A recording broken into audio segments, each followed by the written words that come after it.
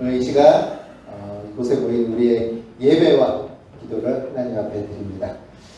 우리의 시름과 우리의 고난, 고통 모든 것을 알고 계시는 우리 주님 앞에 우리가 간구하며 기도할 때 주님께서는 우리의 모든 기도를 들으시고 응답하여 주실 줄로 믿습니다. 우리가 한 마음으로 내일부터 이루어질 다니엘 21일 새벽 기도에 특별히 모두가 참석하셔서 정말 우리 교회와 가정 그리고 나라와 모든 세계를 위해서 우리가 간구하며 기도할 때 주님께서는 우리의 기도를 들으시고 모든 것을 이루어 주실 줄 믿습니다. 우리 함께 찬양으로 올려드리겠습니다.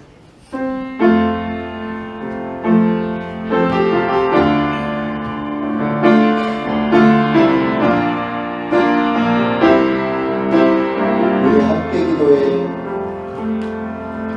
우리 함께 기도해. 주 앞에 나와 무릎 꿇고 긍휼 베푸시는 주 하늘을 향해 두 손 들고 하나님 문이 열리고 그대의 비추니 이 땅과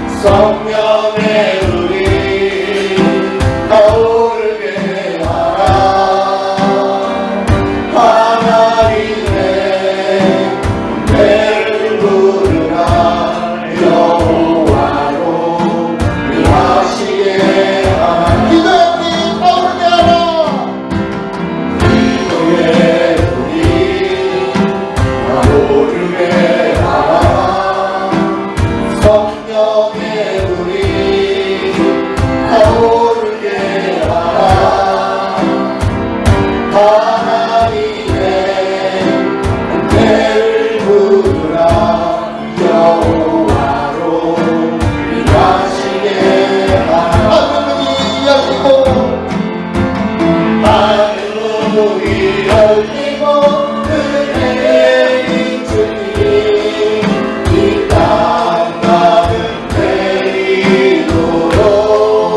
데이도록 마침내 주 오셔서 은혜의 주님 우리 위에 부시고 우리 두 손 높이 들고 하나님이 열리고 하늘문이 열리고 은혜의 빛주님 이 땅 가는 데이도록 마침내 주 오셔서 은혜의 빛주님 우리 위에 부시고 우리 목소리로 고백합니다. 하나님이 하늘문이 열리고 은혜의 빛주님 이 땅 가득 내리도록 마침내 주 오셔서 은혜의 빛주님 우리 위에 우리 마지막으로 고백합니다. 하나님이 열리고 문이 열리고 은혜의 빛주님 이 땅 가득 내리도록 마침내 주 오셔서 은혜의 빛주님 우리 위에 부시고 우리 하나님께 영광을 돌려드립니다. 주님은 말씀하셨습니다. 우리에게 쉬지 말고 기도하라 명령하셨습니다. 지금의 우리 모든 환경, 문제 이런 것이 모두가 있다면 우리의 마음을 다해 부르짖어 아버지 앞에 기도합시다.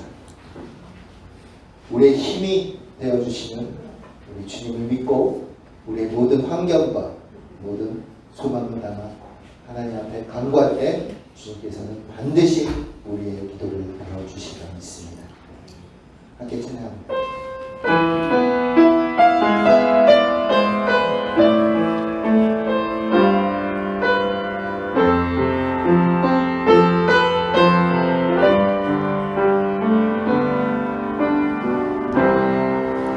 기도를 멈추지 마라 눈앞에 사랑이 나를 불러도 원망치 마라 너의 입을 지켜라 저를 너의 입을 보고 있다 마음을 뺏기지 마라. 마음을 뺏기지 마 내가 널 도우지 않는단 소리에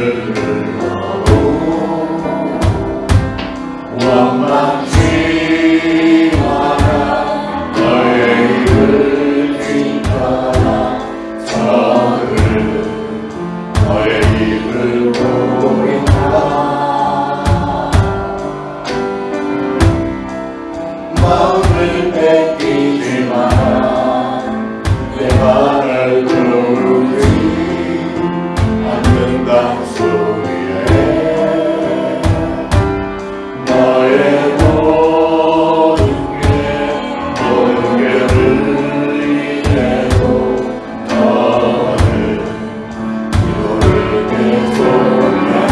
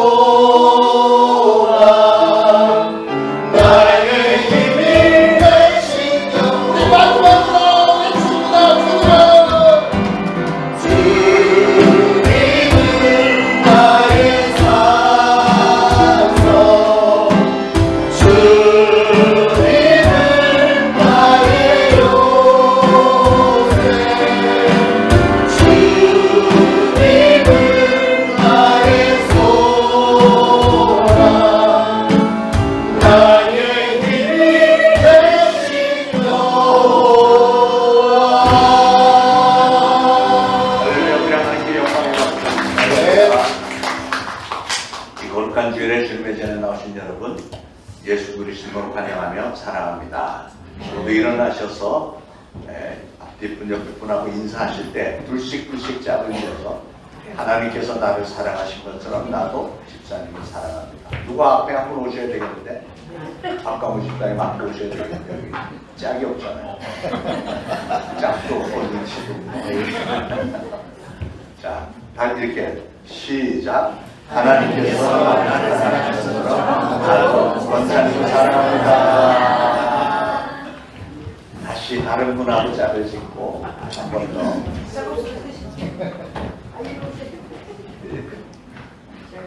시작. 하나님께서 나를 사랑하신 것처럼 나도 집사님을 사랑합니다. 할렐루야. 일어서 순체로 좋으신 하나님 찬양합니다.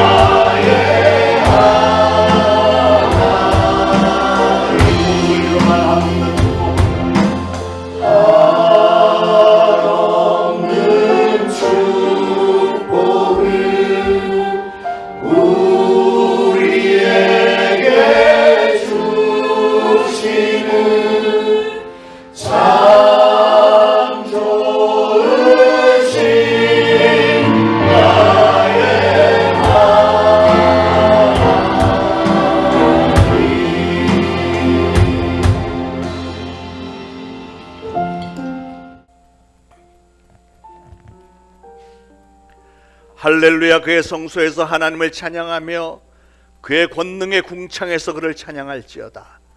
그의 능하신 행동을 찬양하며 그의 지극히 위대하심을 따라 찬양할지어다. 나팔소리로 찬양하며 비파와 수금으로 찬양할지어다. 소고치며 춤추어 찬양하며 현악과 퉁소로 찬양할지어다. 큰 소리 나는 제금으로 찬양하며 높은 소리 나는 제금으로 찬양할지어다. 호흡이 있는 자마다 여호와를 찬양할지어다. 할렐루야. 아멘. 우리 이 시간 다 같이 합심해서 하나님 앞에 각자 참회의 기도 올리겠습니다. 기도합니다. 하나님 아버지, 은혜를 참으로 감사를 드립니다. 오늘도 거룩한 주일 사랑하는 성도들이 하나님의 성전을 사모하여 나오게 하셨으니 감사합니다. 아버지 하나님, 저희들은 하나님을 예배합니다. 하나님께 최선을 다하여 충성을 다합니다. 우리 하나님을 기쁘시게 해드리길 원합니다. 오늘 예배를 통하여서 하나님께서 기쁘게 흠양하시기를 소원하는데, 그러나 지금 이 시간은 참회의 시간, 우리 스스로의 모습을 거룩하신 하나님의 임재하심 아래서 우리 스스로를 돌아볼 때 정말 얼마나 작은 존재인지, 얼마나 부끄럽고 송구스러운 존재인지 이런 말로 다 할 수가 없습니다. 하나님, 그럼에도 불구하고 이 시간 저희 예수 그리스도의 보혈을 의지하여서 간구합니다. 하나님, 저의 죄를 용서하여 주옵소서. 우리 사랑하는 성도들이 알고 지은 죄, 모르고 지은 죄 하나님 앞에 내어놓을 때 우리 하나님, 죄들의 연약함을 불쌍히 여겨주시고 그래도 하나님 앞에 참여하는 모든 죄들의 모습을, 순수한 모습을 좋게 여기셔서 우리에게 예수 그리스도의 보혈이 있게 모든 죄를 다 덮어주시고 깨끗하게 씻어주시며 이 예배를 통하여서 정말 우리가 하나님과 더욱더 가까워지며 하나님과 교통이 이루어지길 소원합니다. 하나님께서 우리의 연약함을 예수의 보혈로 다 덮어주시고 우리에게 죄가 없다 칭하여 주시고, 그래서 우리의 예배를 하나님 기뻐하시며, 그래서 우리가 예배를 통해서 우리도 기쁨이 회복되어지고 소망과 비전, 능력과 우리 하나님께서 행복을, 만족을 저희들에게 더하여 주옵소서. 모든 영광을 하나님께 돌려드리며 예수 그리스도의 이름으로 간절히 기도합니다. 아멘. 다 같이 사도신경으로 신앙 고백 드리겠습니다. 전능하사 천지를 만드신 하나님 아버지를 내가 믿사오며 그 외아들 우리 주 예수 그리스도를 믿사오니 이는 성령으로 잉태하사 동정녀 마리아에게 나시고 본디오 빌라도에게 고난을 받으사 십자가에 못 박혀 죽으시고 장사한 지 사흘 만에 죽은 자 가운데서 다시 살아나시며 하늘에 오르사 전능하신 하나님 우편에 앉아 계시다가 저리로서 산 자와 죽은 자를 심판하러 오시리라. 성령을 믿사오며 거룩한 공회와 성도가 서로 교통하는 것과 죄를 사하여 주시는 것과 몸이 다시 사는 것과 영원히 사는 것을 믿사옵나이다. 아멘. 모두 착석하시고 함께 기도하시겠습니다. 살아계시며 우리를 돌보시는 하나님 아버지, 10월 첫째 주일 보좌의 앞으로 나와 참된 안식과 기쁨을 누리게 하시니 감사합니다. 모든 성도가 주의 날개 아래 모여 지치고 힘든 영혼을 쉬게 하시니 감사합니다. 한 번도 우리를 실망시킨 적이 없고 언제나 우리에게 은혜를 부어주셨듯이 오늘도 흡족한 은혜를 부어주실 줄 믿습니다. 하나님, 이제껏 우리를 돌보시고 인도하신 분은 하나님임에도 우리가 세상에 다른 것들을 의지하진 않았는지를 돌아보게 하옵소서. 우리의 삶 가운데 모든 좋은 것을 하나님이 주신 것임을 잊지 않게 하시고 오직 하나님만 시선을 고정하는 자녀가 되기를 원합니다. 이 나라와 이 민족을 사랑하시는 하나님 아버지, 나라가 안정되고 평화가 지속될 수 있도록 주님께서 이 땅을 지키시고 통치하여 주옵소서. 나라를 이끌어가는 대통령을 비롯한 위정자들에게 여호수아와 같은 지도력을 허락하시어 하나님이 예비하신 바른 길로 갈 수 있도록 인도하여 주옵소서. 모든 국민들이 주님을 알게 하시고 오직 하나님만을 예배하게 하시며 감사가 넘쳐나고 하나님을 찬양하는 소리가 넘쳐나는 나라가 되게 축복하여 주시옵소서. 우리 교회를 사랑하시는 하나님, 주님의 뜻으로 아름다운 이곳에 주님의 교회를 세우시고 방황하는 저희를 주님의 방주로 인도하셔서 사역에 사용하게 하심에 감사드립니다. 죽어가는 영혼을 살리는 교회가 되게 하시고 지치고 피곤한 영혼을 소생시키는 교회가 되게 하옵소서. 한 영혼을 전도하고 복음을 전하는 일만큼 더 소중한 것이 없음을 고백하게 하시옵소서. 기도하는 교회가 되게 하시고 모든 성도가 하루를 시작할 때 기도로 시작하고 생활 중에 쉬지 않고 기도하면서 응답받는 저희 교회가 되기를 원합니다. 우리 자녀들이 하나님의 말씀으로 바로 설 수 있기를 소망합니다. 하나님을 매일 만나며 성장할 수 있도록 인도하시고 지혜와 건강을 주옵시고 꿈과 비전을 주셔서 하나님의 영광을 위해 살아가는 자녀들이 되게 하옵소서. 말씀을 전하시는 목사님을 위해 기도합니다. 매 순간 성경을 따라 살게 하시고 설교의 능력이 삶에서 흘러나오게 하옵소서. 목회 가운데 날마다 새 힘을 부어주시고 오늘 늘 영적인 민감함으로 하나님의 뜻을 온전히 분별하게 하옵소서. 오늘의 말씀을 통해서 우리의 생각이 지혜롭게 변화되게 하시고 하나님의 뜻을 온전하게 알게 하시며 말씀의 거울 앞에 우리의 자신을 비추어 보는 시간이 되게 하옵소서. 하나님의 말씀을 아멘으로 받아 우리의 삶 속에서 영적 양식으로 삼게 하여 주시옵소서. 또한 이 시간 예배를 섬기는 모든 손길을 기억하여 주셔서 하늘의 상급으로 가득 채워주시고 성가대의 찬양을 기뻐 받아 주셔서 찬양으로 영광 드릴 때 저희에게 큰 은혜가 되고 기쁨이 되게 하옵소서. 우리를 영원토록 사랑하시는 예수 그리스도의 이름으로 기도 올리옵나이다. 아멘.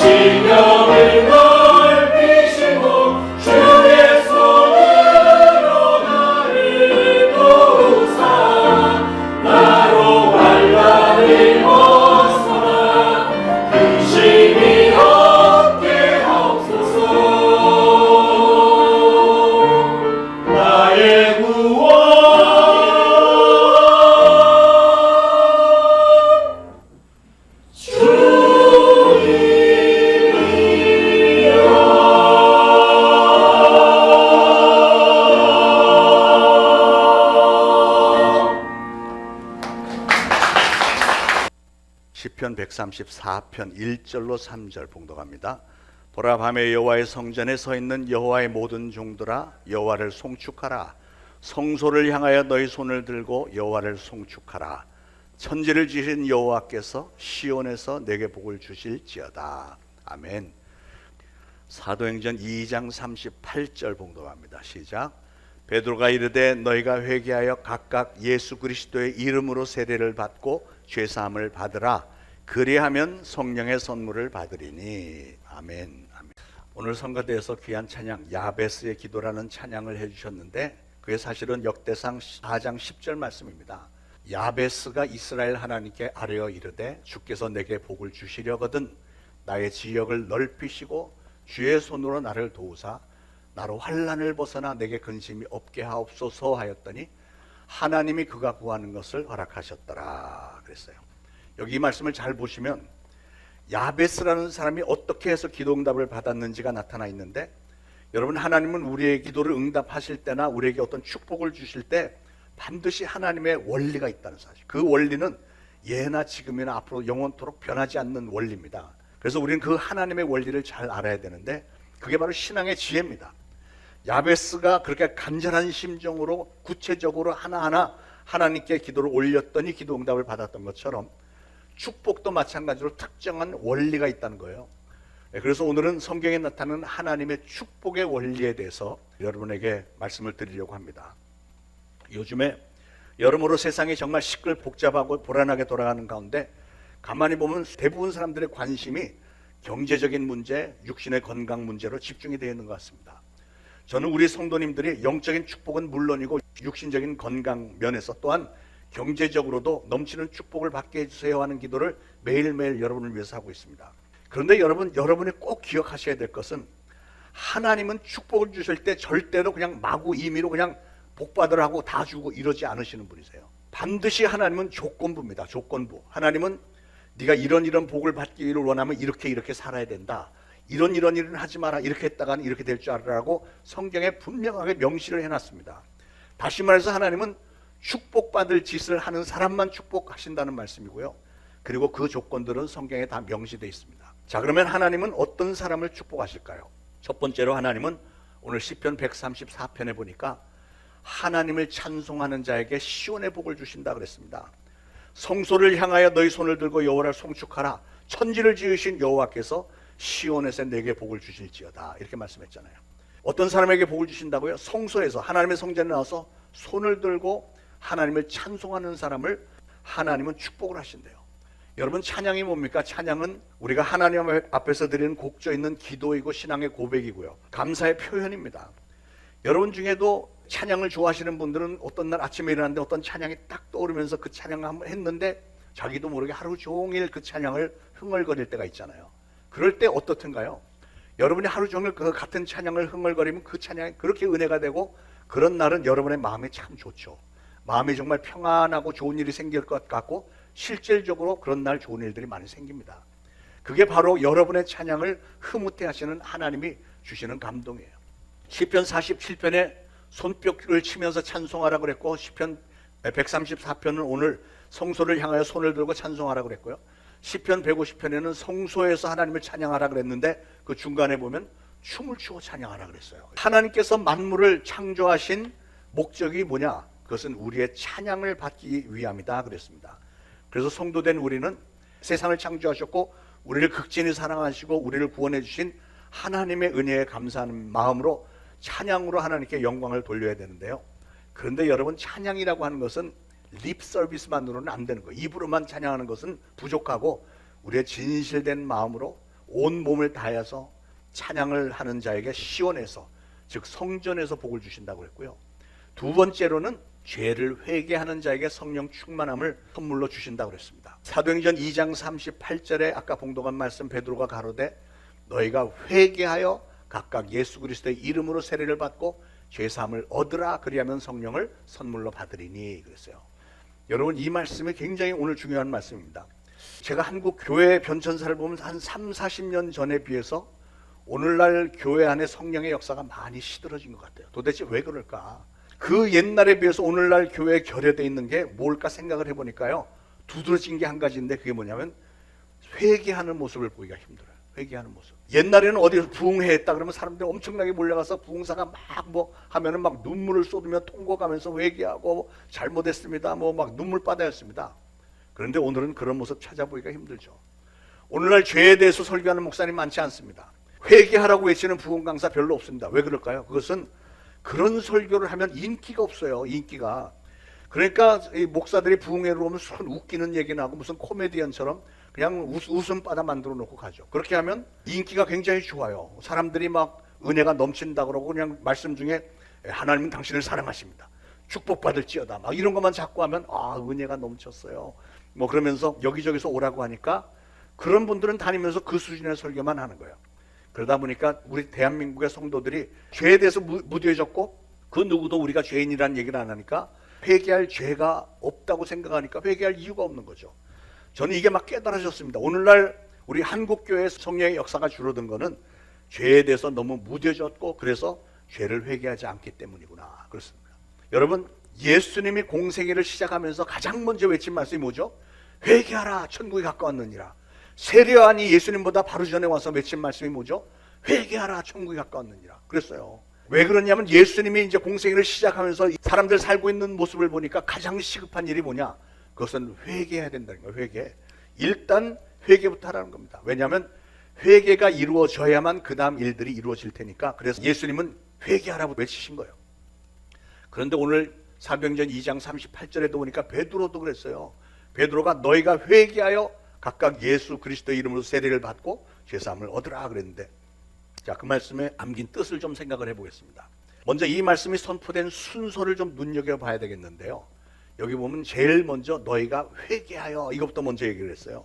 그러니까 베드로가 보기에도 우리 인생들이 제일 먼저 해야 될 일은 회개부터 해야 된다는 거예요. 그런데 여러분, 수많은 사람들이 회개에 대해서 오해를 하는 게 있는데 가만히 보면 회개라고 하는 단어의 뜻을 오해했기 때문에 일어나는 일 같대요.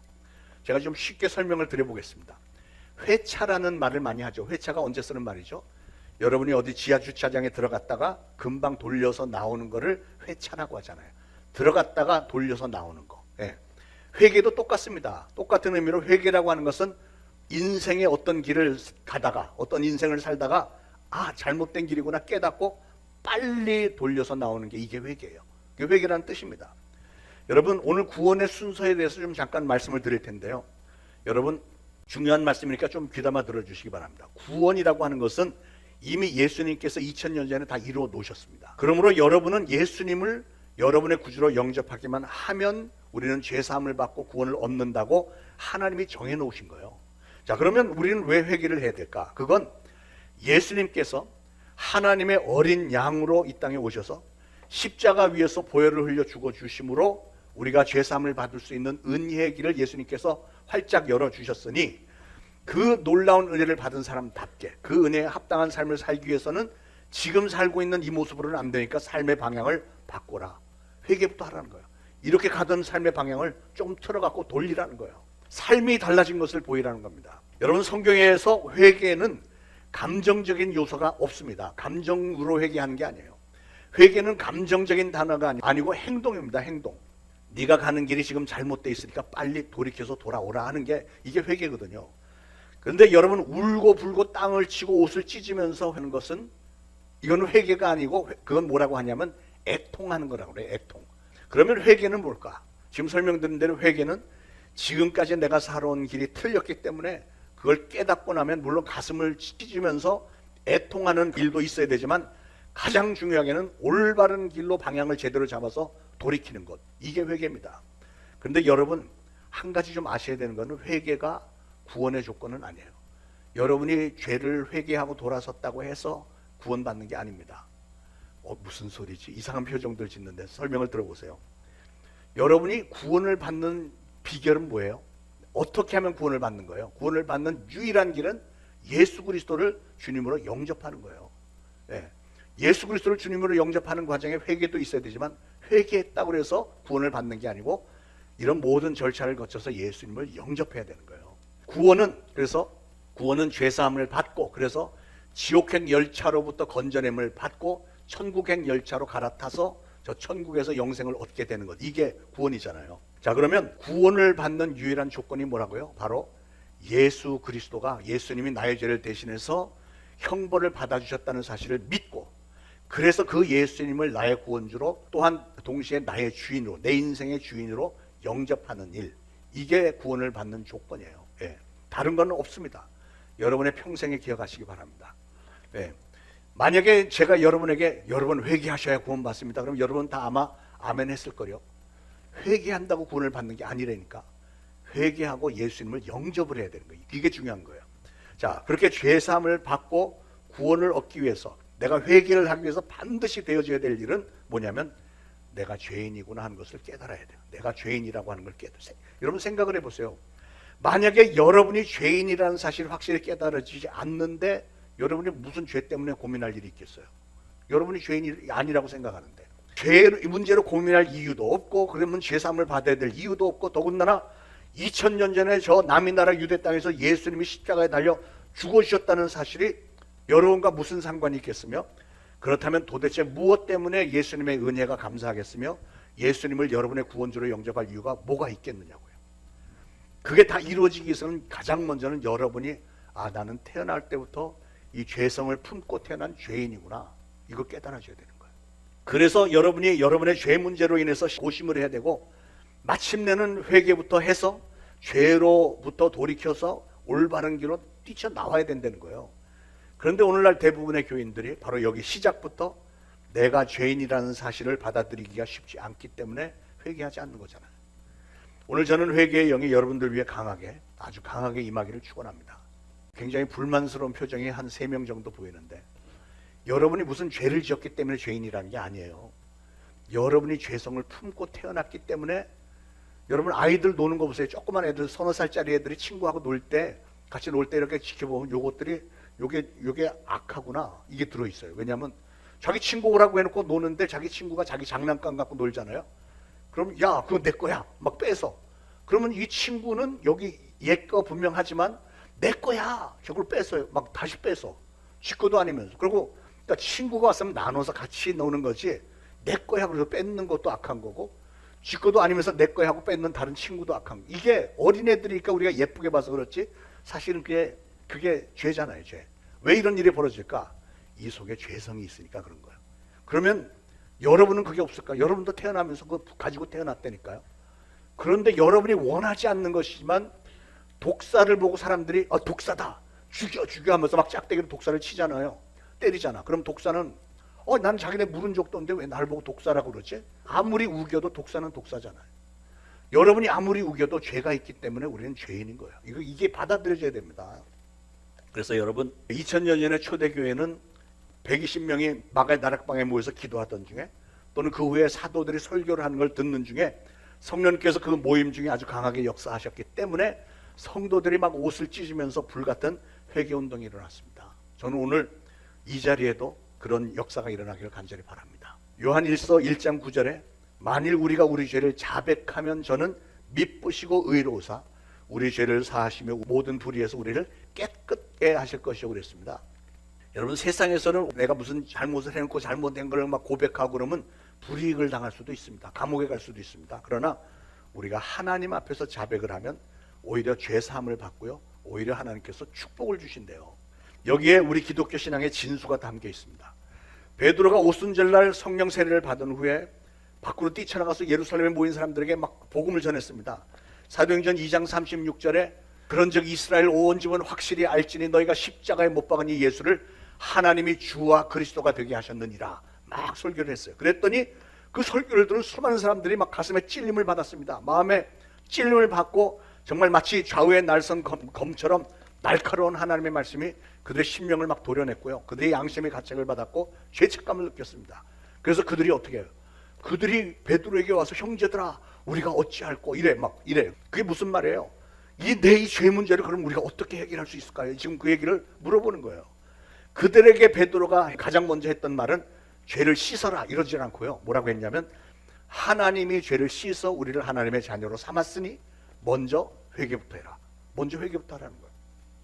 사랑하는 여러분, 우리는 먼저 우리의 죄를 깨닫고 하나님 앞에서 회개하고 하나님께로 돌아서야 됩니다. 그게 신앙이에요. 그리고 나서 말씀을 들을 때 놀랍게 그때부터 성령님이 역사하시는 거예요. 여러분, 회개하지 않은 심령은 이 심령이 메말라 있습니다. 메마른 상태에서는 성령의 역사가 일어날 수가 없는 거예요. 하나님의 말씀이 선포가 되고 말씀이 그 마음밭에 떨어져도 말씀의 뜻을 알아들을 수도 없고 그 말씀이 싹을 낼 수가 없는 거예요. 그러므로 회개부터 하라는 거예요. 그렇게 회개를 하고 그 다음에 오늘 베드로가 한 말씀 가운데 그 다음에 세례를 받고 나면 그 다음 단계로 가장 좋은 선물, 성령을 선물로 주겠다고 했잖아요. 이게 오늘 사도행전 2장의 말씀입니다. 그러므로 사랑하는 여러분, 여러분은 원래 태어날 때부터 죄인으로 태어났으며 여러분 속에는 이 죄성이 항상 도사리고 있고요. 그 죄성이 있기 때문에 우리는 수시로 어떤 일에 대해서 막 화도 내고 막 남을 시기 질투하고 미워하는 마음이 막 이렇게 올라온다는 사실 앞에 깜짝 놀라서 회개하여서 돌아서기를 바랍니다. 아, 내가 죄인이구나. 내가 죄인이니까 이렇게 성질이 못됐구나. 예, 이런 거 깨우치기를 바랍니다. 그 회개가 돌아서는 게 제대로 이루어져야만 그 다음에 성령의 축복이 임한다는 거예요. 여러분, 회개는 복음으로 들어가는 입문 과정입니다. 우리가 이 예배당에 들어오려고 하면 문이 저 하나밖에 없으니까 저 문으로 해서 들어와야 되잖아요. 예, 마찬가지로 복음을 듣고 이해하기 위해서는 반드시 통과해야 되는 문이 있는데 그게 뭐냐면 회개라고 하는 문이에요. 회개를 해야 되는 거예요. 세상에서 묻은 모든 죄를 다 털어버리기로 마음의 결단을 하고 회개라고 하는 이 문을 통과하지 않고는 강대상에서 선포되는 이 복음을 이해할 수도 없고 도무지 복음이 받아들여지지가 않는 법입니다. 그렇기 때문에 예수님도 안 되겠다. 너희들 회개하라. 천국이 가까웠느니라. 세례요한도 그랬고 오늘 베드로도 회개하라. 그것부터 얘기하잖아요. 오늘 회개에 대해서 조금 더 생각해 보겠습니다. 회개라고 하는 단어를 한문으로 써보면 이렇게 돼요. 뉘우칠회 고칠개. 그러니까 회개는 뉘우치고 고치는 것을 회개라고 한자로 쓰는 거예요. 그러니까 회개라고 하는 것은 죄를 깨닫고 뉘우치고 고치는 것, 인생을 고치는 거예요. 다시 말해서 우리가 하나님 앞에서 하나님, 저의 이 마음 속에 죄성이 있는 것을 느낍니다. 내가 하나님을 몰랐고 하나님을 이전에는 대적을 했고 불의하고 악하게 살았습니다. 불의하고 악하게 살면서도 나는 이게 옳은 길이라고 주장을 하면서 살았습니다. 이렇게 자기의 죄를 하나님 앞에 낱낱이 아뢰며 고치겠다고 결단하는 것이 바로 이게 회개의 첫 관문입니다. 여러분, 우리 하나님은요, 죄는 분명히 미워하시지만 죄인이었던 탕자가 방향을 바꿔서 돌아오기만 하면 우리 하나님은 두 손 들고 환영을 하면서 내 잃었던 아들이 다시 돌아왔고 죽었던 아들이 다시 살아났다 하면서 용서를 해주고 천국 잔치를 베풀면서 원래의 자녀의 위치로 회복시켜주시는 참 좋으신 사랑의 아버지시라는 사실을 믿으시기 바랍니다. 다시 정리하면, 자, 우리가 회개할 때 반드시 해야 되는 것은 죄를 버리고 죄에서부터 돌아서는 걸 해야 돼요. 그 다음 단계는 뭘 해야 되냐면 하나님이 기뻐하시는 일을 해야 돼요. 그것까지 해야 진짜 회개가 완성되는 겁니다. 예를 들어서 도둑질 하던 사람은 도둑질 하던 것을 뉘우치고 이제 다시는 도둑질 하지 않을 뿐 아니라 진짜 회개를 했다면 이제는 하나님의 품으로 돌아와서 교회 잘 다니면서 하나님을 섬기면서 교회 세워나가는 일에 열심을 다하고 전도와 선교 열심히 하고 한 걸음 더 나가서 옛날에 같이 도둑질하던 친구를 전도해갖고 같이 교회 안에 데리고 와서 그들도 자기 자신처럼 하나님의 품으로 돌아오게 만드는 것까지 해야 이게 진정한 회개의 완성이 되겠죠. 어떤 사람은 화투치고 노름하던 사람 또는 술 먹고 맨날 술주정하고 마약에 취하고 해롱거리던 사람, 그런 사람이 내가 그런 인생 정말 끔찍한 인생이었다 깨닫고 그걸 다 던져버리고 다시는 그런 짓 하지 않을 뿐만 아니라 하나님께로 돌아와서 교회 봉사도 하고 주의 종과 선교사를 돕는 일을 하고 하는 게 이게 회개의 완성이 되는 거예요. 나에게 어떤 손해를 끼쳤거나 한때 나를 괴롭혔던 사람을 미워하던 것을 이제는 중단하고 그 사람을 용서할 뿐 아니라 그 사람과 화해의 손길을 펼치고 그 사람도 하나님을 잘 믿을 수 있도록 도와주고 격려하고 그 사람이 넘어지면 일으켜 세워주는 것까지 해야 그게 진정한 회개라는 거예요. 하나님이 이렇게 진정으로 회개하는 사람을 축복하신대요. 오늘 제가 지금까지 말씀드린 것에 걸리는 사항이 한 가지라도 있는 분이라면 꼭 좀 오늘 회개하시고 돌아서심으로 하나님께서 예비해 놓으신 축복을 마음껏 받아 누리시기를 축원합니다. 그렇게 회개를 한 사람은 그 다음 단계로 세례를 받아야 된다고 베드로는 말씀합니다. 베드로의 설교를 듣고 사람들이 형제들아 우리가 어찌할꼬 애통하는 사람을 향해서 베드로가 외치기를 너희가 회개하여 각각 예수 그리스도의 이름으로 세례를 받으라 그랬습니다. 그러니까 여러분, 세례는 받아도 되고 안 받아도 되는 게 아닙니다. 회개하고 예수 그리스도를 구주로 믿었으면 반드시 세례를 받으라고 그랬어요. 예수님은 마가복음 16장 16절에 믿고 세례를 받는 사람은 구원을 얻을 것이요 믿지 않는 자는 정죄를 받으리라 그랬어요. 여러분, 세례는 완전한 성도가 된 다음에 받는 예식이 아닙니다. 우리가 아직은 좀 불완전하다 해도 여러분의 마음에 예수님이 나의 죄를 대신 짊어지고 죽어주셨기에 예수님을 나의 구주로 영접을 했고 나는 이제 죄사함을 받았고 구원을 얻었다는 믿음만 있다면 세례를 받으셔야 되는 거예요. 여러분, 세례는 내가 온전한 신앙인이 되었다고 하는 무슨 신분 상승의 예식이 아니고 예수님을 나의 구주로 영접했다고 하는 신앙 고백의 예식입니다. 신앙 고백. 좋은 예로 사도행전 8장에 보면 구스 사람 네시가 길거리에서 빌립 집사를 만났죠. 빌립이 복음을 열심히 전했더니 그가 막 가슴이 뜨거워지면서 구원의 확신을 얻게 돼서 빌립 집사에게 길을 가다가 물이 웅덩이가 있는 걸 보고 저 물에서 세례를 받으면 안 되겠냐 해서 거기서 길가에 있는 웅덩이에서 세례를 받잖아요. 사도행전 16장의 자주장사 루디아도 사도 바울을 통해서 복음을 받아들인 후에 회개를 하고 예수 그리스도를 영접해서 구원을 받았고 그와 루디아와 그의 가족들이 전부 한꺼번에 세례를 받잖아요. 그러므로 회개를 했고 예수님을 영접을 했고 앞으로 신앙생활을 잘하기로 마음에 결단한 사람은 반드시 세례를 받으셔야 됩니다. 예, 이번 성탄주일에 세례 예식을 할 테니까 신청들 하시기 바랍니다. 자, 회개하고 세례를 받은 후에 그 다음 단계는 죄사함을 받아야 된다고 그랬어요. 베드로가 너희가 회개하여 각각 예수 그리스도의 이름으로 세례를 받고 그 다음에 죄사함을 얻으라 그랬으니까 회개하고 세례를 받았으면 죄사함을 받았다고 하는 확신을 가져야 되는 거예요. 여러분, 죄사함은 인간의 노력으로 얻어지는 게 아니라 우리는 죄에 대해서 문제를 해결할 수 있는 능력이 우리에겐 없으니까 다만 예수님이 내 죄를 대신해서 십자가에서 내 형벌을 대신 받아주셨다 하는 사실을 믿음으로 우리가 죄사함을 받는 겁니다. 로마서 3장 23절 이하에 모든 사람이 죄를 범하였음에 하나님의 영광에 이르지 못하였더니 그리스도 예수 안에 있는 속량으로 말미암아 하나님의 은혜로 값없이 의롭다 하심을 얻은 자가 되었느냐. 여기 기가 막힌 말씀이 있어요. 값없이, 아무것도 뭐 돈을 지불한 것도 없이 의롭다 하심을 얻은 자가 되었다. 의롭다 하심을 얻는 것을 신학적인 용어로 뭐라고 하냐면 칭의라고 합니다. 칭의. 칭의는 일컬을 칭, 의로울 의. 그러니까 의롭다고 인정을 해주는 거예요. 내가 아직 의로운 사람이 된 것은 아니지만 그러나 예수 그리스도를 영접했기 때문에 예수 그리스도의 은혜로 하나님께서 나를 바라보시면서 내가 너를 의인으로 쳐주겠다. 우리는 아직 의인이 아니지만 하나님이 그 정도면 내가 의인으로 쳐주겠어. 그 정도가 뭐예요? 여러분 안에 예수 그리스도가 주인으로 자리 잡고 있다면 내가 너를 의인으로 쳐주겠다. 이렇게 인정해 주시는 것이 이게 칭의입니다. 여러분, 우리 안에는 우리가 원치 않는 죄성이 항상 도사리고 있고요. 바로 그 죄성 때문에 우리는 수시로 마음과 말과 행실로 범죄하면서 살 수밖에 없는 존재들입니다.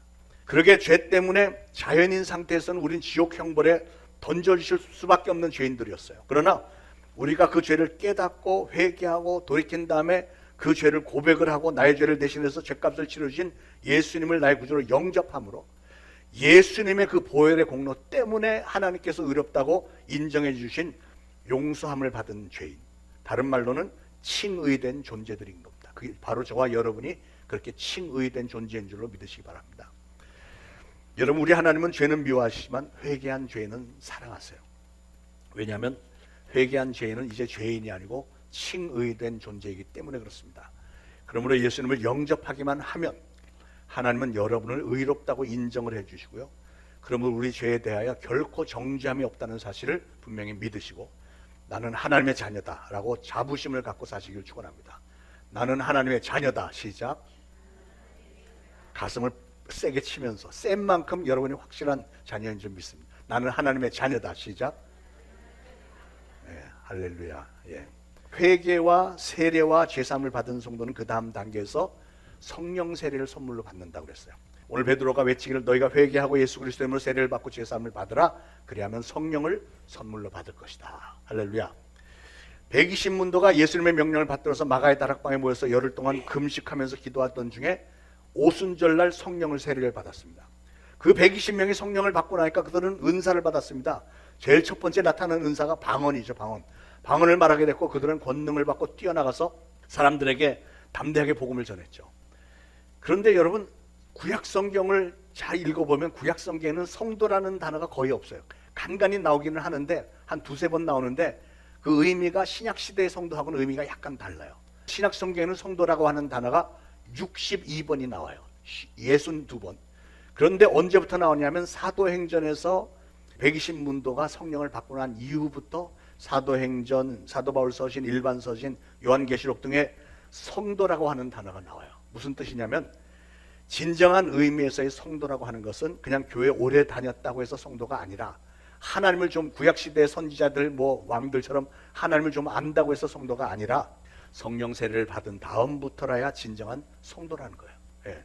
오늘 예배에 나오신 여러분은 그래서 성령 세례와 성령의 은사와 권능을 받아서 앞으로 담대하게 전도하고 주님의 뜻과 말씀대로 사는 진정한 의미에서의 성도들이 다 되시기를 축원을 드립니다.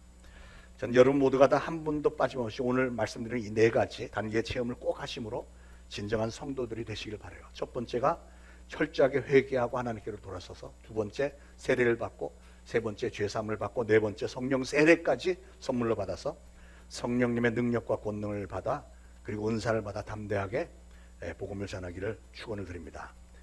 자, 하나님은 어떤 사람을 어떻게 축복하시는가? 세 번째, 하나님은 하나님께 최고의 별미를 드리는 자에게 장자의 축복과 기업을 주신대요. 창세기 27장 28절 이하에 보면 뭐가 있냐면 야곱이 아버지 이삭에게 별미를 만들어 드리잖아요. 야곱이 자기가 에서인 척 막 가장을 하고 막 털을 이렇게 달고 눈먼 아버지를 속이잖아요. 그런데 이삭이 그런 야곱을 축복을 하는 내용이 기가 막힌 내용이에요. 뭐라고 축복했냐면 창세기 27장 28절에 하나님은 하늘의 이슬과 땅의 기름지며 풍성한 곡식과 포도주를 내게 주시기를 원하노라.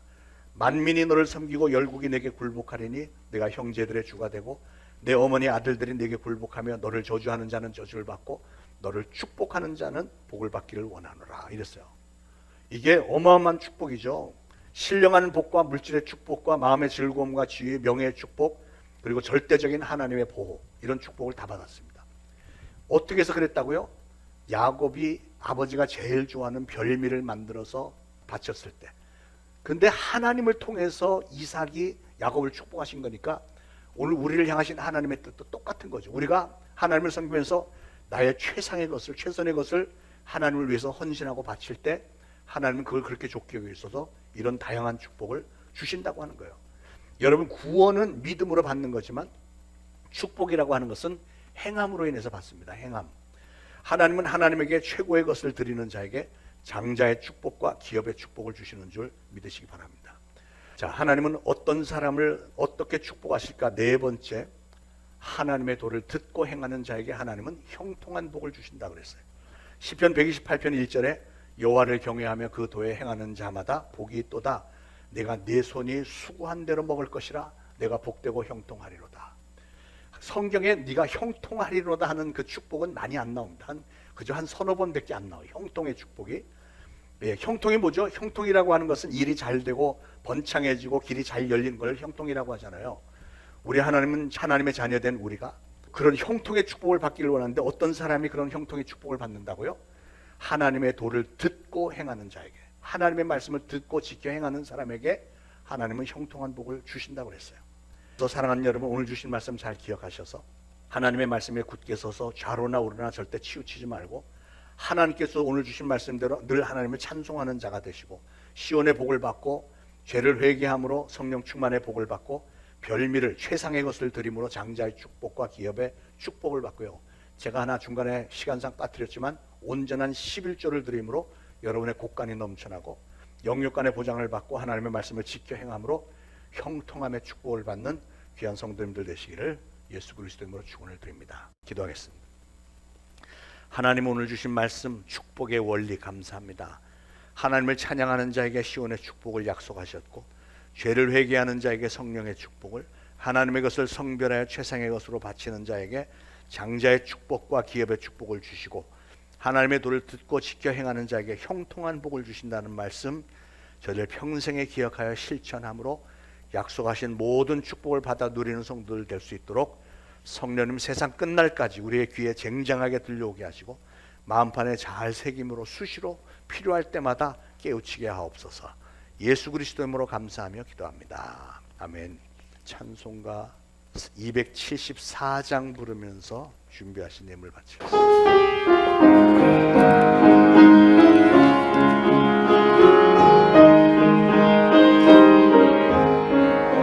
나 행한 것 죄뿐이니 주의 숭배에 비옵기는 나의 몸과 나의 마음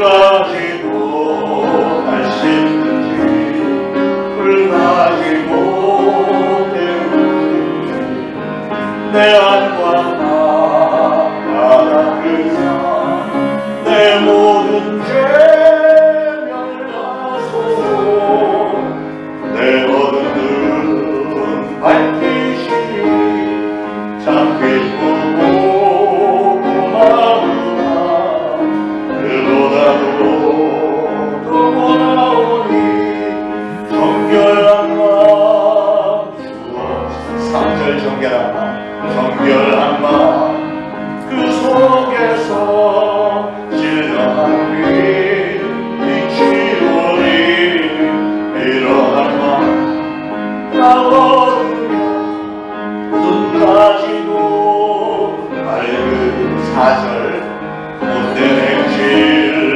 다 놓치고 악한 생각 다 버려도 주 앞에서 정결하고 바람치는 못하니 물 가지고 날 씻든지 물 가지고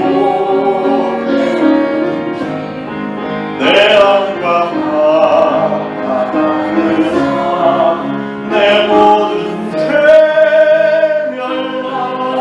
멸하소서. 아멘.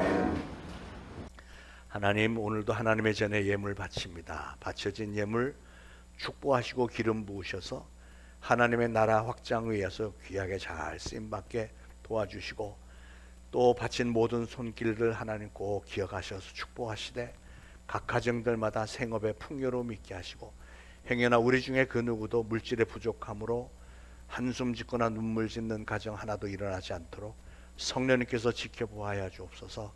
하나님께서 사랑하시는 우리 초대신앙교회 성도들 가정입니다. 하나님께서 항상 눈동자와 같이 귀히 여기시고 지켜주시고 저들의 평생에 동행하시고 항상 머리가 되게 하시고 위에 있게 하시며 우리 한 사람 한 사람을 인하여서 하나님께서 많은 영광 거두어 주옵소서. 예수 그리스도 이름으로 간절히 기도합니다. 아멘. 자, 교회 소식 알려드립니다. 어제 양육반 1기 은혜 중에 잘 마쳤고요. 12명이나 신청을 하셨습니다. 그래서 은혜로운 시간을 가진 것으로 알고 가을 바자회가 10월 9일입니다. 많은 협조 바랍니다. 좋은 물건들 기증 좀 해주시고 당일에도 또 많은 협조를 부탁드립니다. 10월 27일 한국교회 200만 명 연합예배 참석. 제가 지난주에 광고했는데 어떤 분들은 이게 혹시 그 광화문에서 한다니까 어떤 저 태극기 집회 모모 목사가 와서 하는 그런 거 아닌가 하는데 그거 전혀 아니고요. 이거는 교회 연합회에서 차별금지법을 막기 위해서 하는 거예요. 이미 대법원에서 통과가 됐기 때문에 그 세부 사항을 지금 의논 중이에요. 동성 부부에 대해서 피부양자 보험 그걸 했는데 누구는 해당되고 뭐 이런 걸 다 해야 되니까 그 기가 막힌 이제 문제는 그게 되고 나면 그 다음은 자연적으로 차별금지법 통과되면 그 다음은 자연적으로 교회 문 닫는 거예요. 교회들 다 문 닫고 목사들 감옥 들어가고 다 이렇습니다. 왜냐하면 우리는 예수 믿어야만 구원 받는다 이렇게 얘기하니까 다른 종교에 대해서 차별하는 거잖아요. 다른 종교는 구원이 없다고 얘기하는 거니까 법적으로는 우리가 끌려갈 수밖에 없고요. 기가 막힌 상황이 벌어지니까 절대로 일어나면 안 되죠. 그래서 여러분 10월 27일 날 예배 후에 오후에 좀 같이 동행해 주시길 바랍니다. 재미있을 것 같아요. 할렐루야.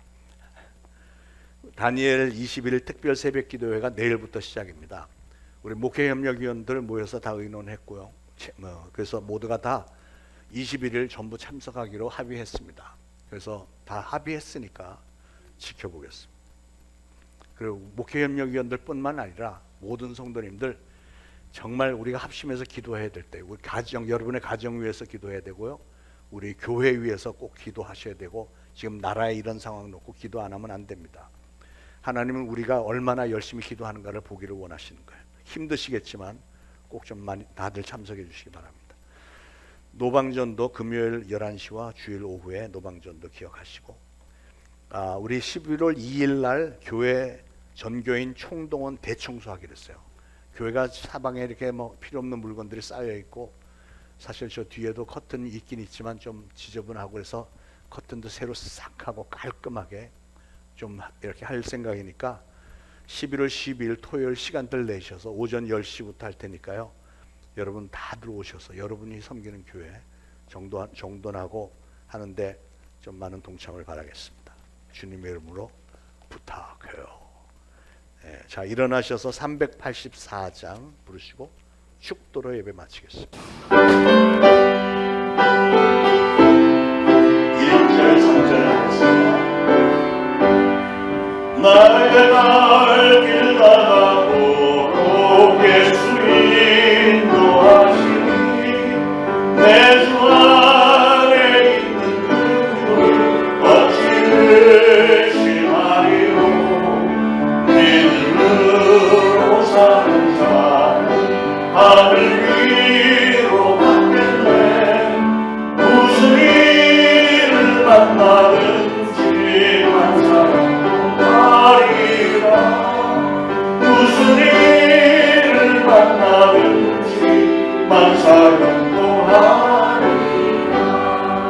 나의 갈 길 다가도 예수 인도하시니 그의 사랑 어찌 큰지 날 노할 수 없도다. 성령 감화 받은 영혼 하늘 날아갈 때에 영영을 나의 장소 예수 인도하셨네. 영영을 나의 장소 예수 인도하셨네. 아멘. 이제 우러러 죽어나옵기는 우리 구주 예수 그리스도의 무한하신 은혜와 하나님 아버지의 극진하신 사랑과 성령님의 감동 감화 교통 위로하심이 오늘 이 거룩한 주일에 주님의 전에 나와 예배드리고 오늘 주신 말씀 잘 새기고 이제 보내심을 받는 가정, 이웃, 직장, 사업장에서 예수 그리스도를 증거하는 사명을 잘 감당하겠노라 다짐하는 모든 성도들 머리 위에 이제로부터 영원토록 항상 함께 있을지어다. 아멘.